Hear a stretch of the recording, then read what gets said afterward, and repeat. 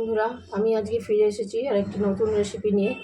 Thumbnail দেখে আপনারা অবশ্যই বুঝতে পেরেছেন যে আমি কি রেসিপি নিয়ে এসেছি। ঠিকই ধরেছেন, আমি আজকে নিয়ে এসেছি পাবদা মাছের গা মাখা বা পাবদা মাছের তেল ঝোল। অসাধারণ টেস্টি একটা সাবেকি রান্না।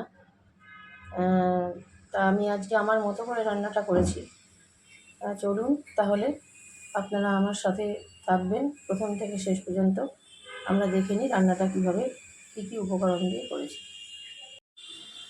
পাবদা মাছের তেল ঝোল বা পাবদা মাছের গা মাখা বানাতে আমরা আজকে যে মেন উপকরণ সেটা হলো পাবদা মাছ।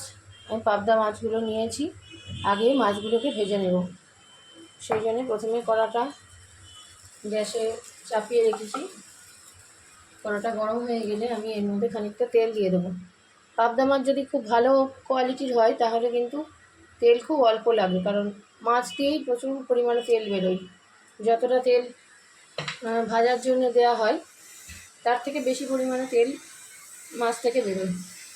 তেলটা একটু গরম হতে দিই। এবার আমি মাছগুলো ভাজার জন্য প্রথমে মাছে একটু লবণ আর একটু হলুদ মাখিয়ে নেব।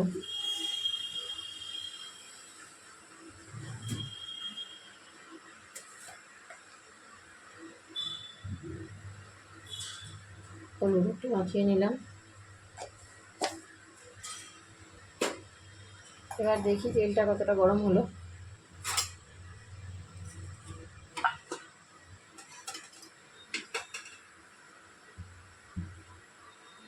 তেলটা ভালো করে তাতিয়ে নিচ্ছি, না হলে আবার মাছগুলো গায়ে আটকে যাবে।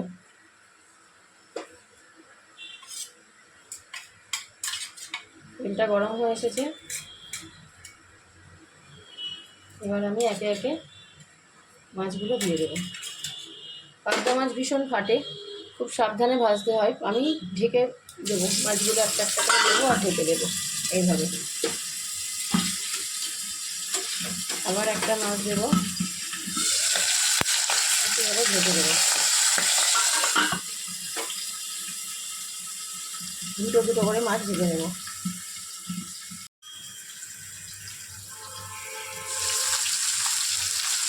মাছগুলো ভাজা হয়ে গেছে, এবার আমি তুলে নেব। একটু কাঁচা করেই ভাজবো, খুব বেশি লাল করবো না।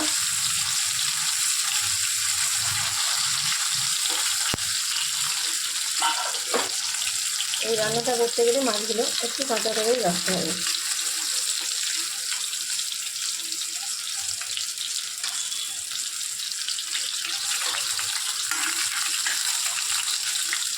পাবদা মাছ ভীষণ লেগে যায় কড়াতে।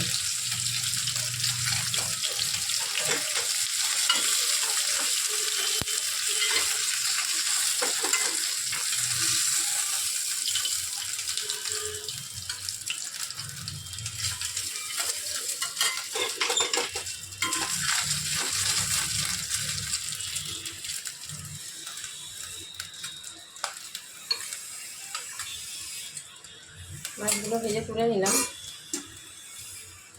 এবার আমি এই মাছের রেসিপিটা বানানোর জন্য যে মেন মশলাটা সেটা বানিয়ে নেব। তার জন্য আমি নিয়েছি একটা মিক্সিং জার। এবার একে একে এর মধ্যে প্রথমে দেব একটু জিরে, গোটা জিরে, অল্প করে একটু গোটা জিরে দেব। একটু সর্ষে, অল্প করে সর্ষে দেব। একটু চার মগজ বাটা, চার মগজ দেবো গোটা। চার মগজ একটু বেশি পরিমাণে দেবো, তাহলে গ্রেভিটা ভালো আসবে।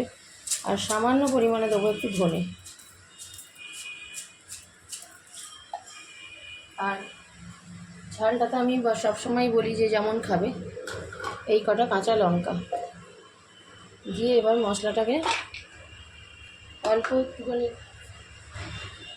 আর দেবো টক দই। টক দইটা আমি অল্প করে রেখে দিয়েছি।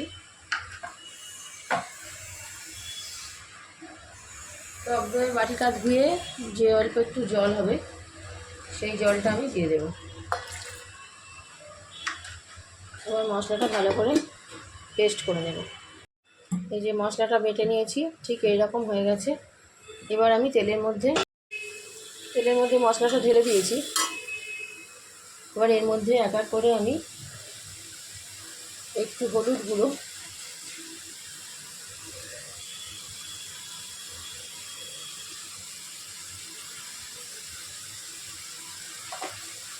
আর দেবো অল্প পরিমাণে লবণ। যেহেতু মাছ ভাজার সময় লবণটা দেওয়া ছিল, আমি অল্প করে লবণ দিলাম। ভালো করে একটুখানি মিশিয়ে নিতে হবে, যতক্ষণ না মশলার কাঁচা গন্ধটা চলে যায় ততক্ষণ একটু ভালো করে মিশিয়ে নিতে হবে। বন্ধুরা দেখবেন আপনারা আমার এই রেসিপিটা প্লাস আগের রেসিপিগুলোকেও যদি দেখেন তাহলে দেখবেন আমি কিন্তু কেনা গুঁড়ো মশলা সাধারণত ইউজ করি না, খুব রেয়ার। আমি গোটা মশলা বাড়িতে বেটে নিয়ে রান্না করাটাই বেশি পছন্দ করি, কারণ এখনকার দিনকাল তো এমনিই ভালো না, সব কিছুতেই কেমিক্যাল মেশানো, তাই যতটা সম্ভব পারা যায়। আর বাড়িতে গোটা মশলা পেস্ট করে দিলে তার টেস্টটাও অন্যরকম আসে, সেই জন্য আমি চেষ্টা করি বাড়িতে তবে বেটে যতটা সম্ভব করা যায়। হয়ে গেছে। এবার এর মধ্যে আমি মশলার বাটি ধোয়া জলটা একটু অল্প পরিমাণে দিয়ে দেব।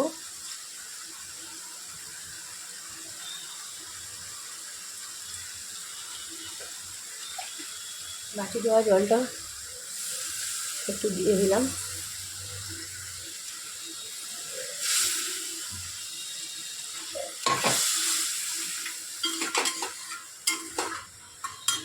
এবার এর মধ্যে ভেজে রাখা এই মাছগুলোকে মিশিয়ে দেব।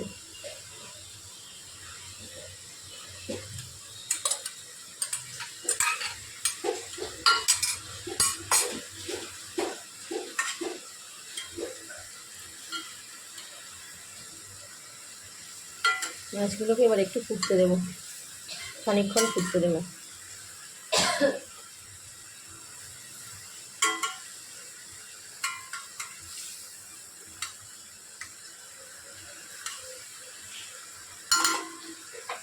ধিমে আছে ঢেকে রাখবো। এই যে আমাদের পাবদা মাছের গা মাখা রেডি। আপনারা অবশ্যই একবার বানিয়ে দেখবেন। আমার সাথে